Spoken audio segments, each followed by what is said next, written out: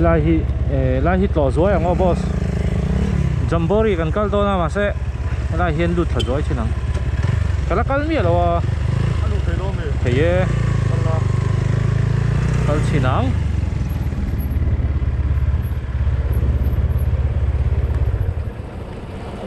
anh lâu anh thâu nghe anh thiếu gì nó lưỡi nghe một ní nỉ là hi mò vùng rùa ống trộm mày ạ trời vạ dứa vậy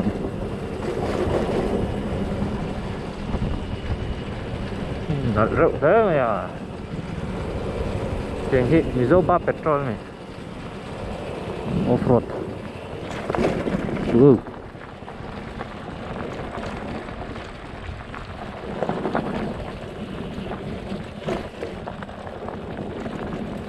thiếu nghe những hàng hôi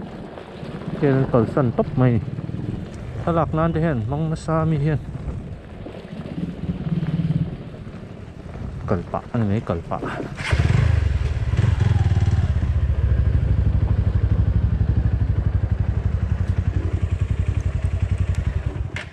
cá thì rong kha nè rồi áo yếm rồi thiệt xe tắm rầm rầm mỏ thiệt xe liếc lom nè lại về hi hay nghe thiệt xe tắm khóc mày thiệt xe liếc rồi nè xong tới số sali la bike man tour tới chỗ đại thầy mấy lâu mò thiệt xe hi turu khóc mày chọn hay tại hàng gần cả old school motorcycle te hi an lo kal le to hay sticker lom le man to bedlander sticker kan bel ve nga bula kian na pai lom la hit thade ro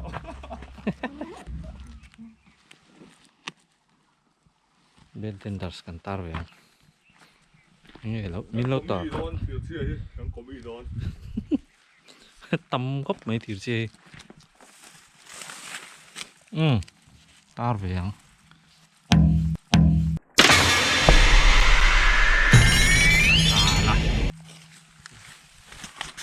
có lẽ ăn sổ dối nha rồi biết cái bike kia hay đâu có lâu được tất cả lại cả lằng Jamboree kalpain sum suit lang explore dối là kan tia hay nó kal kong ko kan se chia lo kal ri sang phun là tập hoa thì tụi nó bắt gió rồi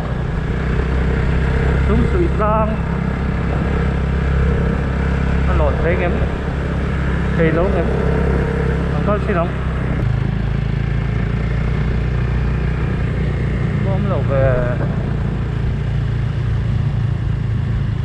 bom xuống xí lô về rót trên cái lốc cái phun xuống suy lang khá không nghe ác na xuống suy lang rồi mà nia các chuyện tên có là khu lai waiting set chặt đeo khan vậy thế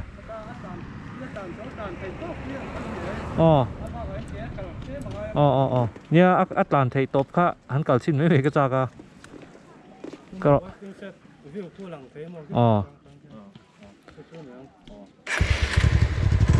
cái rồi xin nào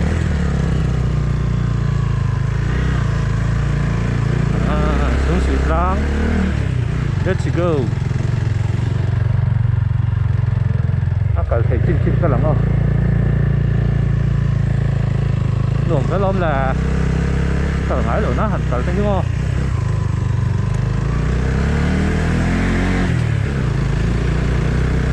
súng suy sang thì cởi vào cái nông bọc là sẽ lỗi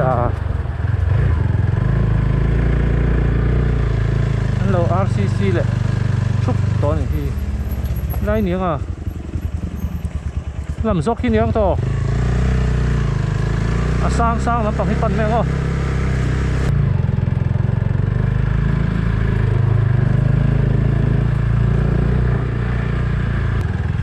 nhiều và đến về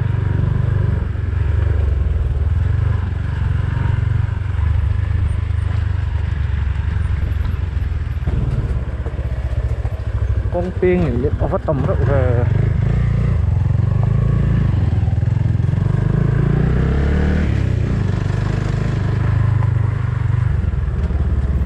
thì còn chút mà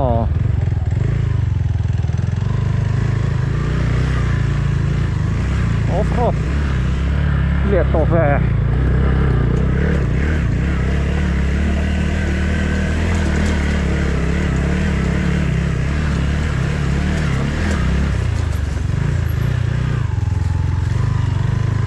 adventure riding diktakan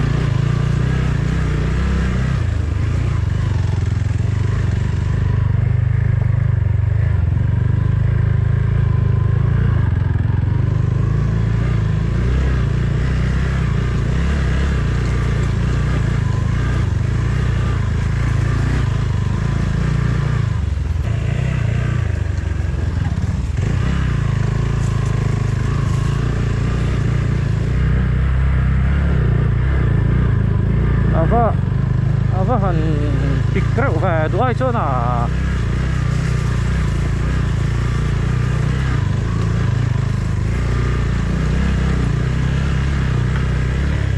motor ta chỗ akal về chín ngay nè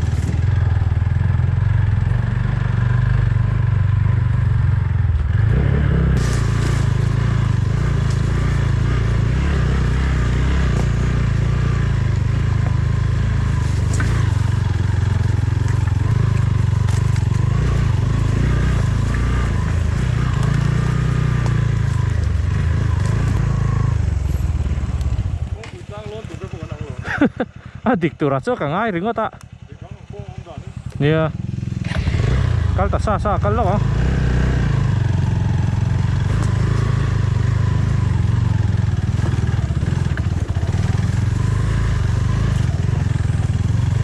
yo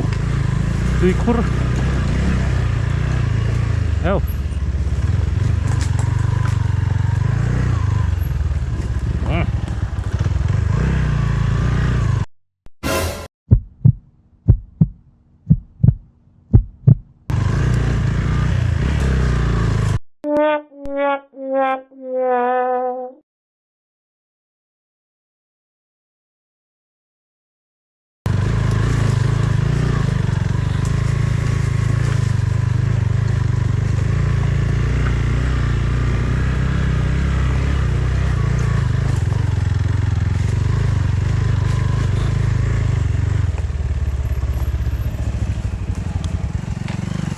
và hậu ta về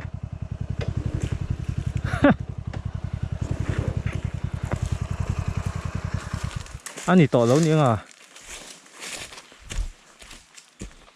hay lại trang hiên kế nên sầu to nhỉ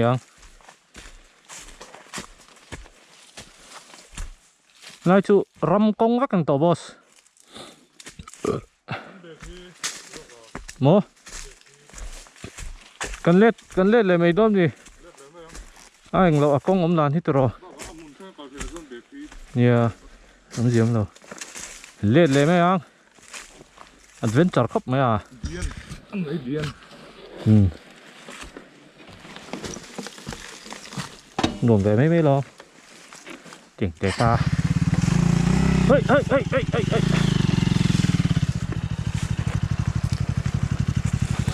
tiếng attack hiện 17 chu hạ thắc 17 rims ram nuôi gần lụt ngất hụt chuyện rồi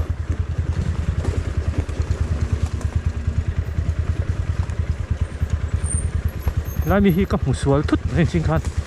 nhưng xin một cái tí long là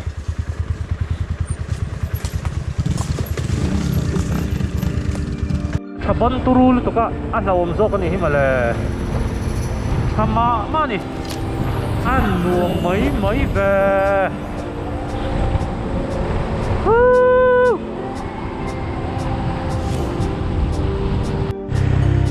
Thenzawl da ni le chan ve kan thega kan tlan tak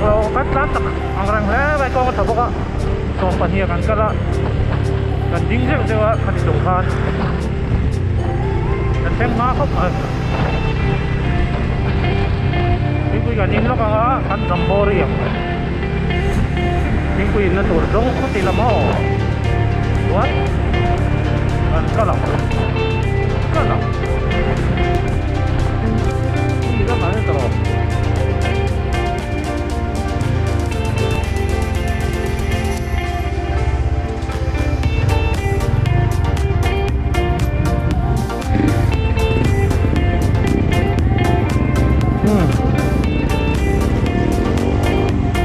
cái cái nhìn dấu chia cái đó này aku nak tuan dirt ranch awan kalau tuan hay 64 dirt ranch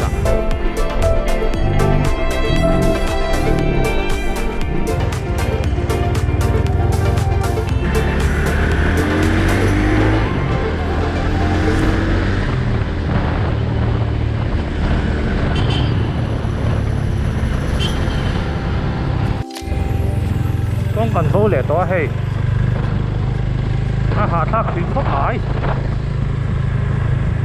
Thenzawl thì giao nhé cả chú vắng cho nên bầu hi ol riêu nè hay hi tú na gan cần là hi Thenzawl zankhat con cái gì chú số ta đang phô khai là peng thâu à mà sẽ lại đang hiện tiếng là peng à luôn dirt ranch chú cần phân nè cái này hiện nhiều hôm ta cái này tú na thôi mà adik tura ingai patapa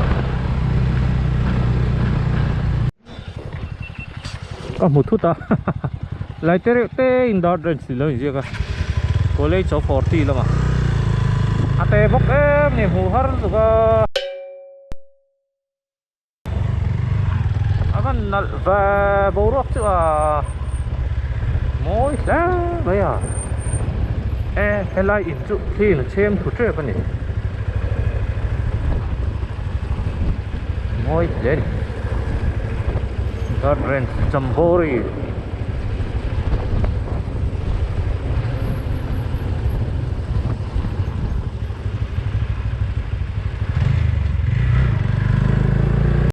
có off-road ta về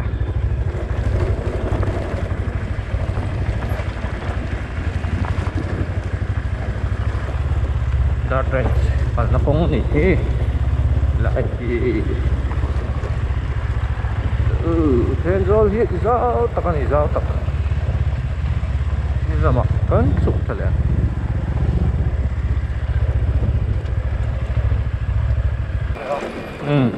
40 เป้งอ่ะคันอันตารแล้วว่าค่ะวางคันอีกค่ะฮะปุ๋ยเว่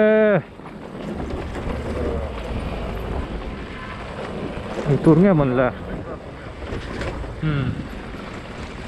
อันริตาหำไหมจูอันริตาหำไหมโอ้คุณมีแต่บกสักกันมันแล้วร้านเลยต่อร้านพัดแต่ใช่ลูกชายออฟโรดอะไรนี่คุณcũng tuần cái niềm to chở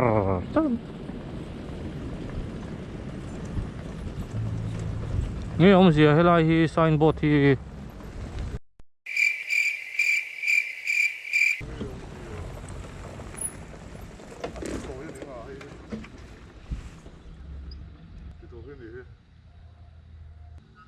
hết mà hết mình lại trò vẫn buổi thác và làm hi niang anh ấy chôn các anh ấy chôn hết tiền son mấy rồi boss ô thì can anh thì căng hay làm bằng hết pictura ingai ang aku chum mai sala chôn dirt ranch còn thêm đô này 65 dirt ranch rồi te im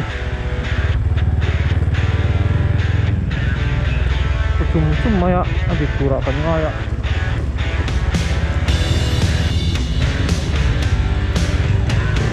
nằm đón thì gió rất mấy à muốn cho thấy trụ có quỳ tăng hàng rất thế mấy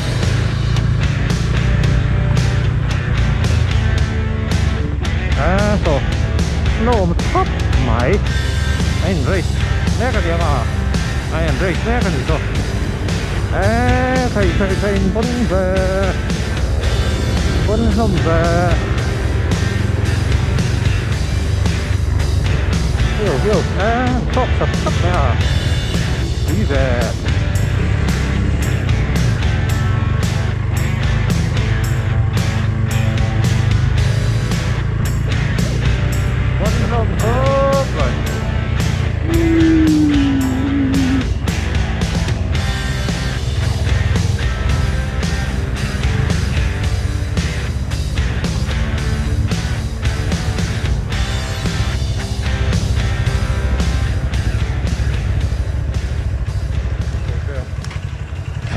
lên mấy rồng cầu tất mày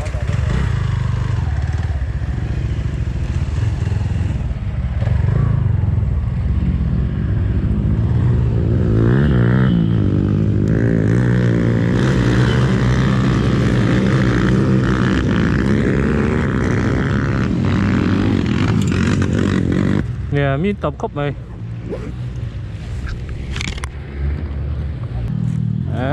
khẩy bốn khóc mày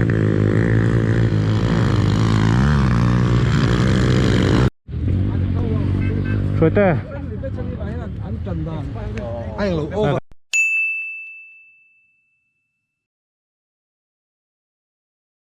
ăn rỉa đòn khi là bảo thêm boss nó pha lọc luôn rồi tê có trông nghe không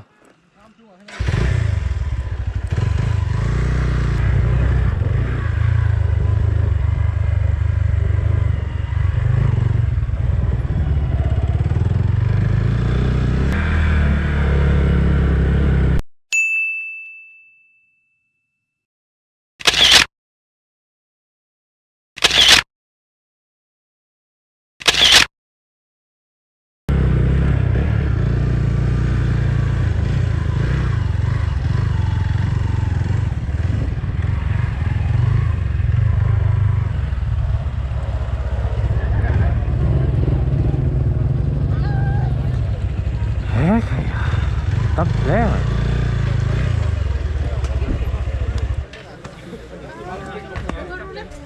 rồi khẩy tháng hôm thế lắm lẹ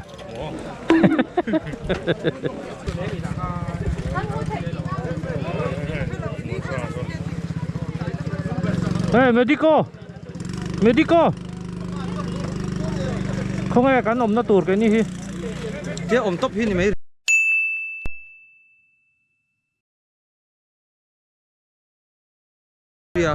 in ha thầy rì lâu mì em sẽ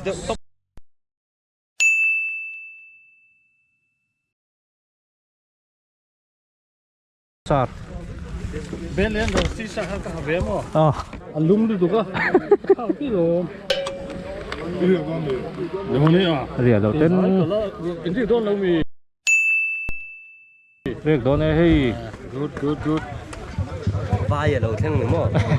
vai in tí chứ trò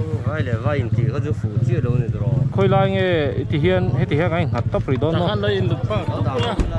even hiện dấu phải bắt đi lắm mà là dấu lắm mà chú nào hiện nghe ta lang chip à cần tên tour cần buổi pi don mấy cái này hey anh plan mấy cái tu napon mahse rồi tê tê rama nuam khóc mày hey mình đuột khóc mày tu mà pon lom lầu hay là mạo chứ nuam don chụp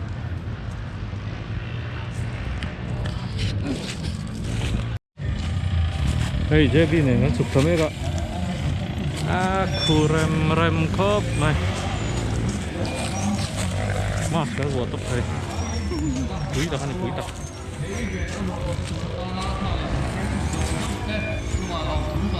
Nihi the side of road oh nihi khóc avahan kudon và 65dirtranch